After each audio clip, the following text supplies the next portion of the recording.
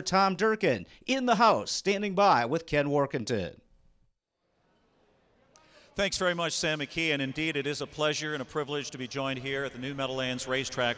We're proud to welcome the legendary horse racing announcer Tom Durkin, the former voice of the old Meadowlands in the original grandstand, and best known for your work in the Breeders' Cup, the Triple Crown, and the current voice of Naira. And what brings you to the Meadowlands? First of all, welcome. It's nice to see you here. Thank you. Yeah, it wasn't the easy traffic on the Cross Bronx Expressway that got me here. Yeah, I just came to see the place. Okay. And it looks great. I've only been on the first floor so far, and looks terrific.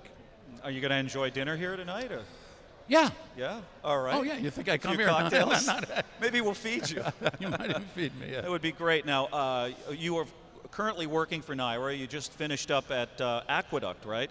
Now, Yeah, yesterday was my last day. Your last day of the year. So you're going to take your annual vacation? Yeah. I'll be back April 1st, right before the Wood Memorial, and work until about December 1st. All right. Now, you're born in Chicago. You were educated as you took drama, right, in college or university? A version. A version of drama. Lunch bag What I drama? did wasn't actually so dramatic, but yeah.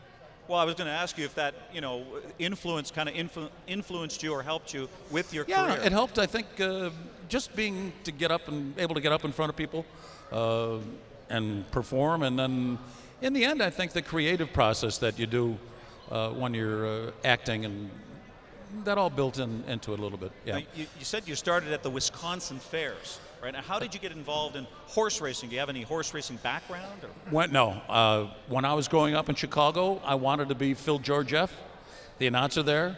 I didn't want to be like him. I actually wanted to be him. So you were and a I did a fan. great Phil Georgieff imitation. And I would call my friends running around the parking lot, and they'd be the horses, and I'd be Phil Georgieff.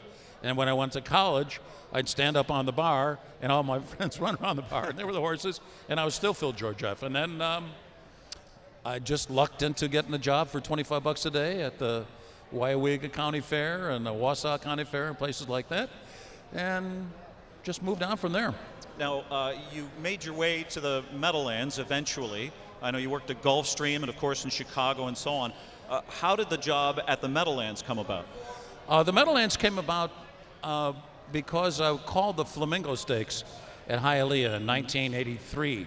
Right. And after I called the race, Jim McKay said, fine call of the race by the Jim McKay. Tom Durkin. And they were looking for announcers here.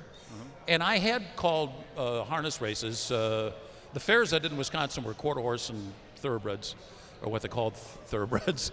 And I did some harness racing at Balmoral, and that was just about it. So I was a bit of a surprise to get the job here. And many great calls, many great races, and great horses to call here at the Meadowlands. And you were involved in maybe one of the greatest and most unique situations, dramatic situations ever, with the Pro Park Avenue Joe Dead Heat. How do you prepare for something like that? People ask me what's the most exciting race I've ever called, and they probably think Easy Goer, Sunday Silence, Ali Shiva, Ferdinand, and Cigar, all that stuff. And without a doubt, the most exciting race I ever called was that Hamiltonian.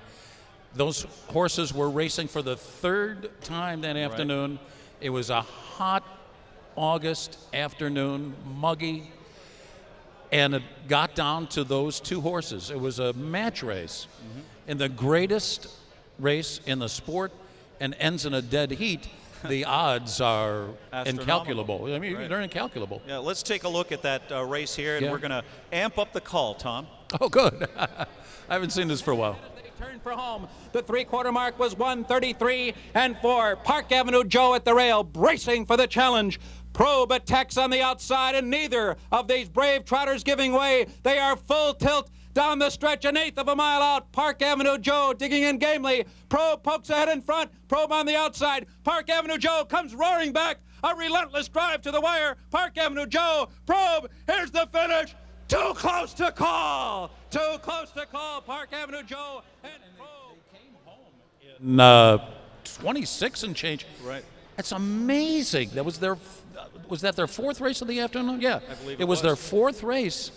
and they came home in 26-4, I think it was. It was just astonishing. Well, speaking of astonishing or magic, we had the magician here, the Magic Man, Bill O'Donnell, the Hall of Famer here, visiting us last weekend. Oh, and no he kidding. drove, of course, Annihilator in the 1985 Meadowlands Blue Pace. colors with orange stripes on the shoulder. Absolutely, and we're going to pick up that call here and showcase your talents in this one.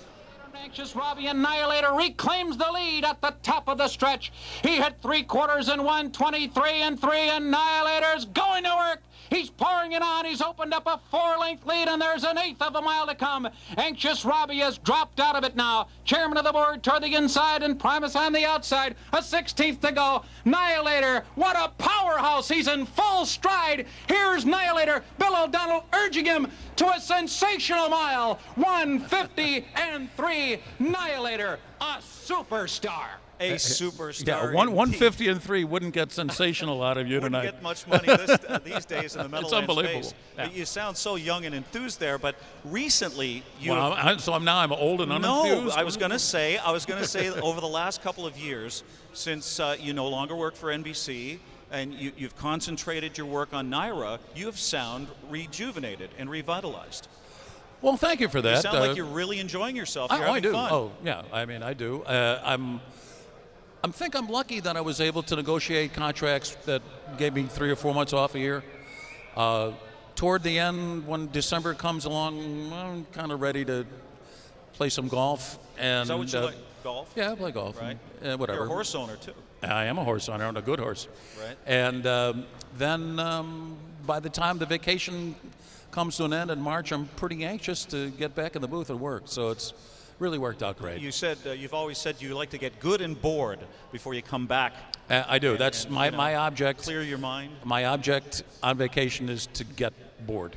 Well, that's good. And you've also said that the main objective to the job is to accurately and appropriately do the job and call the race, and that's what you've done. I mean, but is the perfect race call still out there? Are you still waiting to get that perfect one? I don't know. I don't really think in those terms. You don't think in those terms? No. No.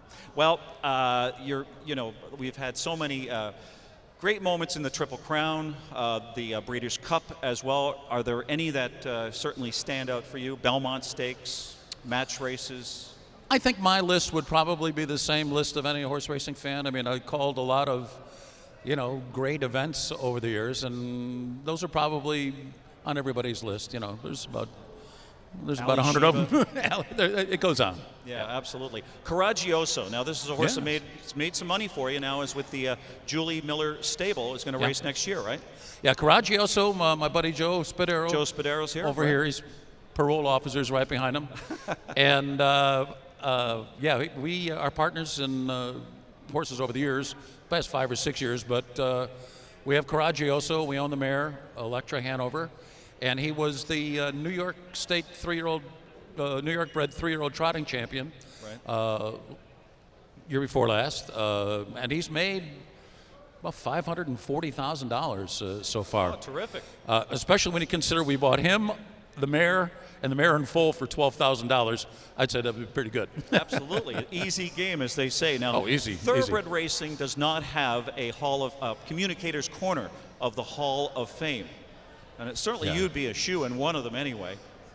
Do you think that's ever going to come about? Or I really, Again, people ask. No, I don't think they're trainers, jockeys, horses. Let's leave it like that. All right. Well, Tom, there's so many other topics. How about Match Game? You were on Match Game and the $20,000 pyramid? Yeah, yes. Right? Many thousands of years ago. Yeah, yes. and you can catch all that action on YouTube. I try not to watch that. You were so young and dapper, and it was terrific. The Match Yes, Game I'm was 63 years and 7 days old, Ken. 63. And 7 days. You wear it well, sir. It's great to have you here. I know you're a real raconteur. You're kind of a fun guy. You're very comedic. Have you ever thought of having your own TV show? Not like this. No. Not like. Well, Tom, thanks for joining us. You've captured so many great moments in horse racing history, chronicled the sport in such an eloquent way, in such a thrilling way, provided us with a lot of thrills. You've been an inspiration, and particularly to me, I've kind of modeled my style by you. And I've been waiting for that 10% check every month, and it never comes, Ken. Well, It's a long time now. It's like 20 years. It's like about time you ponied up some money. You left and I moved in, and I'm still here. So Good you're for a real you. credit to the game, Tom, and it's a thrill to meet you. And enjoy your night at the new Meadowlands. Yeah, it's great. I love it. Thanks for having me. Appreciate All right, it, Ken. ladies and gentlemen, Tom Durkin, the legendary announcer here with 17 minutes to post. Up next, Wendy Ross.